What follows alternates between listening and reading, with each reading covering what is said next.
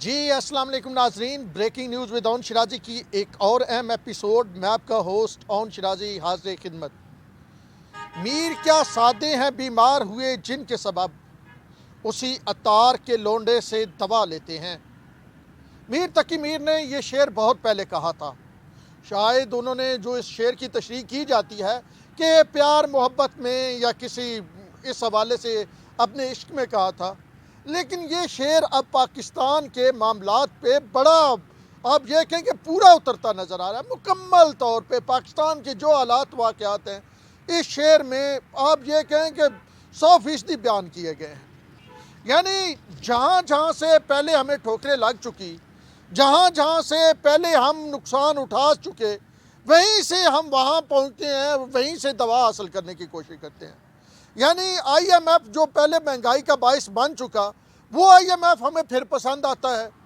وہ شوکت ترین جو تباہی بربادی کر چکا، اس شوکت ترین کو ہم پھر وزیر خزانہ بنانے کا سوچتے ہیں۔ وہ ابھی شیخ جو ہم کہتے تھے کہ جناب مشرف زرداری صاحب کے دور میں جی اس حفیظ شیخ نے روپے کو تباہ کیا، اس نے قرضہ لیا، اس حفیظ شیخ کو عمران خان صاحب بھی لے آتے ہیں۔ تو صورتحال کچھ اسی طرح سے ہے کہ ہمیں سمجھ نہیں آ رہی کہ ہم نے کرنا کیا ہے، کون سا ڈاکٹرائن چلانا ہے۔ ہمیں سے مراد حکومت کو، ہمیں سے مراد جنہوں نے فیصلہ سازی کی، جن کے پاس طاقت ہے، ان کو کون سا ڈاکٹرائن کدھر لے کے جانا ہے، کہاں سے لیفٹ ہونا ہے، کہاں سے رائٹ ہونا ہے۔ ہم جب گلی میں چلے جاتے ہیں، یہ پہلے معلوم نہیں کرتے کہ اس کا کلوز اینڈ ہے جو اوپن اینڈ ہے۔ ہم چلے جاتے ہیں، وہاں جا کے پتہ چلتا ہے یہ گلی تو کلوز اینڈ ہے۔ پھر ہم جناب مسئلے میں پھنستے ہیں کہ یہاں سے تو گاڑی بھی ریورس نہیں ہو سکتی۔ پھر آہستہ آہستہ وہیں سے پیچھے آ کے پھر مین سے اگلی گلی چلے جاتے ہیں، اور پھر وہ بھی یہ نہیں دیکھتے کہ اگلی گلی جا کے یہ نہیں پوچھتے کہ یہ گلی کہیں مین روڈ پہ نکلتی ہے یا نہیں، اور پھر اس گلی میں گھس جاتے ہیں۔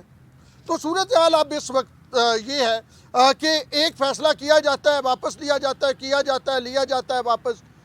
سب سے آپ ذرا یہ مثال دیکھ لیں نا کہ اس وقت دو منسٹریاں جو ہیں، ویسے تو کافی ساری ہیں لیکن دو منسٹریوں کی بات کریں تو ٹیکسٹائل کی منسٹری اور اس کے ساتھ ساتھ کامرس کی منسٹری، اس کے انچارج وزیر اعظم عمران خان ہے، انچارج وزیر ہیں وزیر اعظم، اور وہ منسٹریاں بھیجتی ہیں جی ایک سمری ای سی سی کو، اور اس میں باقاعدہ طور پہ لکھا ہے کہ وزیر اعظم کی اجازت سے، اور وہ ای سی سی منظور کر دیا، اور وزیر اعظم صاحب کہتے ہیں اوئے بھائی وہ کیڑا سی جس نے یہ منظور کی تھی۔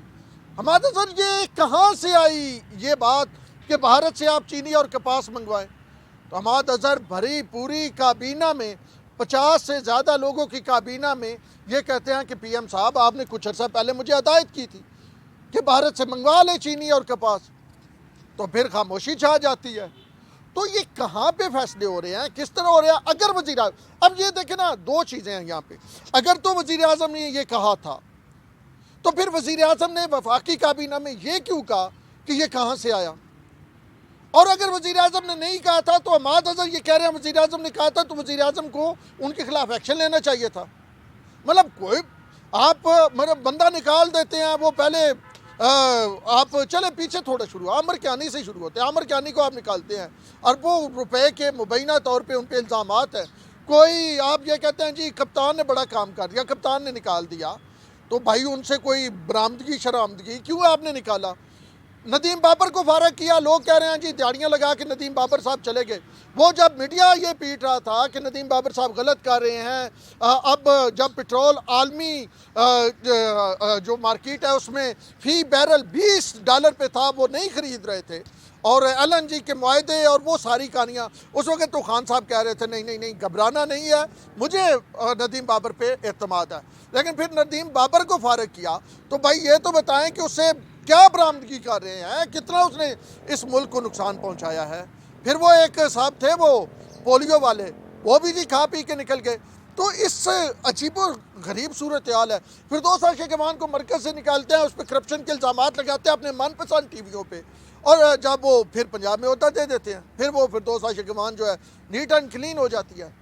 تو اس وقت فیصلے کون کر رہا ہے، کس انداز میں کر رہا ہے، اس ملک کو کس طرح چلایا جا رہا ہے؟ یہ دنیا کی 7ویں 8ویں طاقت ہے، یہ کوئی بنانا ریپبلک نہیں ہے، یہ عالم اسلام کی پہلی 8ویں طاقت ہے۔ یہ آپ نے کوئی اس کو مالٹا ٹائپ ملک سمجھ کے آپ چلا رہے ہیں۔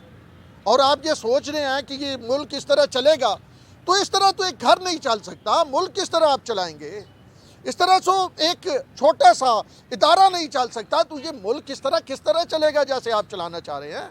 ایک دن آپ ایک فیصلہ کرتے ہیں، اگلے دن آپ اس فیصلے کو واپس لے لیتے ہیں۔ ہوتا پتہ ہے کیا؟ حکومت کی کریڈیبلٹی ہوتی ہے۔ کسی دور میں یہ کہا جاتا تھا، یعنی کسی دور سے مراد یہ ہے کہ تحریک انصاف کے دور آنے سے پہلے ہمارے استادوں نے بھی ہمیں یہ سکھایا تھا کہ جب اکانومی پہ بات ہو رہی ہو، معیشت پہ، معاشیت پہ نہیں، جو خان صاحب کہتے ہیں معیشت کی بات کر رہا ہوں، تو وزیر خزانہ بول رہا ہو تو خاموشی سے سنو، وزیر خزانہ کیا کہہ رہا ہے وہ سنو۔ لیکن اب صورتحال یہ ہے کہ وزیر خزانہ ایک دن یہ بیان دیتا ہے اور اس کو ڈیفینڈ کرتا ہے۔ جب عماد اظہر سے یہ کہا گیا نا تو چینی بھارت سے منگوا رہے ہیں اور وہ جی کشمیر والا معاملہ، تو عماد اظہر صاحب نے اس کو ڈیفینڈ کیا۔ انہوں نے کہا کہ آپ کو نہیں پتا، وہاں پہ 20 روپے کلو چینی سستی ہے، تو ہم اپنی عوام کو ریلیف دینا چاہتے ہیں۔ تو وزیر خزانہ نے ایک دن اعلان کیا، فیصلہ کیا، ٹویٹیں لگی، اور اگلے دن کی آپ اخباریں دیکھیں، تمام اخباروں نے یہ سرخی لگائی ہوئی تھی کہ بھارت سے چینی اور کپاس درآمد کرنے کا فیصلہ، پاکستان بھارت تجارت بحال۔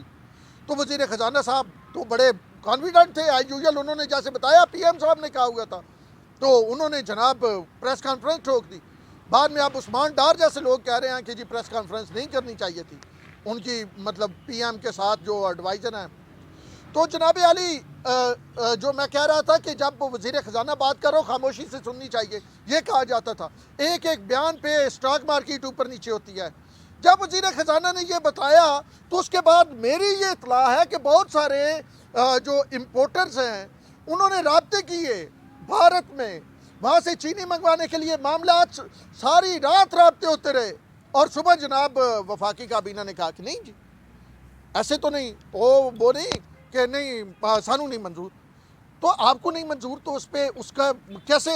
اسد عمر کہہ رہے ہیں کہ میں نے جی وہاں پہ بھی مخالفت کی، شاہ محمود قریشی وفاقی کابینہ میں کہہ رہے ہیں ایسے فیصلے ہمیں کیوں نہیں اعتماد میں لے کے کیے جا رہے ہیں۔ تو بھائی یہ کس طرح کے فیصلے؟ جب آپ بھارت کے بارے میں، یہ وہی حکومت ہے نا جس نے آرمی چیف کی ایکسٹینشن والا لیٹر 3 بار غلط نکال دیا تھا، یہ وہی لوگ ہیں نا جن سے ایک سمری نہیں بنتی ہے، ایک نوٹیفیکیشن نہیں بنتا ہے، ان پہ چلے ہم نے پورے ملک کا بوجھ ڈال دیا جی وہ بہتر کریں گے ملک کو۔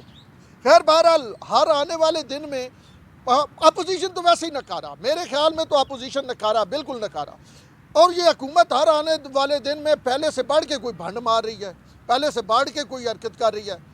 اس طرح ملک نہیں چلتے ہیں، اس طرح ملک چلیں گے بھی، اس طرح اس سے پہلے بھی ملک نہیں چلے ہیں، ملک ٹوٹے ہیں، آپ کے سامنے مثال ہے۔ اور ہماری بھی ایک ماضی میں تھوڑا سا پیچھے دیکھیں نا، 71 والا معاملہ دیکھیں تو آپ کو نظر آئے گا کہ اس سے ملتی جلتی صورتحال تھی۔ خیر بہرحال اب ریورس ہوا ہے، اور ریورس میرے خیال میں جیسے ٹویٹ جب دیکھا سوشل میڈیا کا پریشر تو پیچھے ہٹ گئے۔ اب اگلی کیا بڑا بھنڈ باندھتے ہیں اس کا ویٹ کرتے ہیں اور اگلی خبر کی طرف چلتے ہیں۔ میں نے آج بات کرنی تھی ڈسکا الیکشن پہ بیسیکلی، لیکن یہ بات لمبی ہو گئی۔ ڈسکا الیکشن جناب علی سپریم کورٹ آف پاکستان نے فیصلہ دے دیا کہ پورے جو ہے ڈسکے میں ہوگا۔ اب اس کے بعد الیکشن کمیشن آف پاکستان نے بھی ایک فیصلہ کیا، اور وہ فیصلہ کیا کہ جی فوج تعینات کریں گے۔ فوج یہ تیسری لیئر میں ہوگی، پہلی پولیس ہوگی، رینجر ہوگی، اور اس کے بعد فوج ہوگی۔ تو اب جو ڈسکا کا الیکشن ہوگا وہ فوج کی زیر نگرانی ہوگا۔ نون لیگ اسے ایک بڑی فتح مان رہی ہے، اور پی ٹی آئی کے لیے سے ایک آپ کہیں کہ قرار دے رہی ہے کہ ہار قرار دے رہی ہے، لیکن میری نظر میں یہ نون لیگ کی فتح نہیں ہے، یہ الیکشن کمیشن آف پاکستان نے وہ جو ایک سٹینڈ لیا تھا۔ الیکشن کمیشن خود ایک آئینی ادارہ ہے، الیکشن کمیشن اپنے فیصلے خود کرتا ہے، تو وہ جو سٹینڈ الیکشن کمیشن نے لیا تھا اس کو بالکل سپریم کورٹ پیچھے نہیں کر سکی۔ تو یہ الیکشن کمیشن آف پاکستان کا ایک اچھا جو آپ یہ کہیں کہ ایک گڈ لک ہے ان کے لیے کہ جو فیصلہ ان کے حق میں آیا ہے، یہ کسی طور پہ بھی نون لیگ کی فتح نہیں۔ لیکن پاکستان تحریک انصاف نے اسے کیا حاصل کیا؟ تحریک انصاف نے اسے وہی میں کہہ رہا ہوں نا کہ ایک سے بڑا بھنڈ مارتے ہیں۔ ادھر کہا کہ جی جب الیکشن کمیشن فیصلہ دینے جا رہا تھا، کہا کہ جی ہم الیکشن کمیشن کا فیصلہ قبول کریں گے، شبلی فراز صاحب تھے، وہی ڈار صاحب تھے، اور جناب علی اسجد ملی صاحب تھے جو ان کے کینڈیڈیٹ تھے وہاں پہ۔ لیکن جب فیصلہ آ گیا تو کہا کہ ہم چیلنج کریں گے، چیلنج کر لیا۔ اچھا چیلنج کر لیا تو کیا فائدہ ہوگا؟ آپ کو پتہ تھا الیکشن کمیشن کا فیصلہ ہے وہ اس طرح نہیں ٹوٹ سکتا. فائرنگ بھی ہوئی, بندے بھی مرے, رکی ہوئی تھی پولنگ بھی, اور سب سے بڑی بات کہ ان لوگوں کی بھی لوکیشن ٹریس ہوگی. اب سپریم کورٹ نے اس کو باقاعدہ طور پہ اپیل کا حصہ نہیں بنایا اس لوکیشن کو, اس سے پھر بڑے اور پنڈورے باکس کھل جاتے. لیکن یہ ہے کہ ان لوگوں کی لوکیشن ٹریس ہو گئی ہے کہ وہ کہاں پہ تھے, کون سی فیکٹری میں تھے, وہ پریزائڈنگ افسر جن کو لے کے جایا گیا تھا. تو اب جناب پی ٹی آئی نے وہ پنجابی کے اندر نا 100 وصل بھی تے 100 وہ بھی تے. خیر پی ٹی آئی کو یہ چیلنج کرنا ہی نہیں چاہیے تھا. آپ حکومت میں بیٹھے ہیں, آپ کو چاہیے تھا آپ کہتے ٹھیک ہے جی الیکشن کمیشن نے فیصلہ دیا. خیر بہرحال آج سپریم کورٹ آف پاکستان نے فیصلہ دے دیا, اب میدان سجے گا. یہ جیسے سپریم کورٹ میں نا ایک دن سماعت میں جسٹس عمر عطا بدیال نے کہا تھا کہ یہ بڑوں کی لڑائی ہے, تو اناؤں کی لڑائی ہے. میرے خیال میں یہ انا کی لڑائی اب لڑی جائے گی. دیکھتے ہیں رزلٹ کیا آتا ہے. بہرحال انٹرسٹنگ رزلٹ آئے گا ڈسکا کا.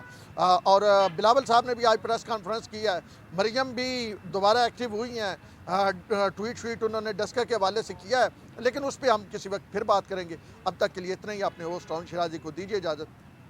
اللہ نے کے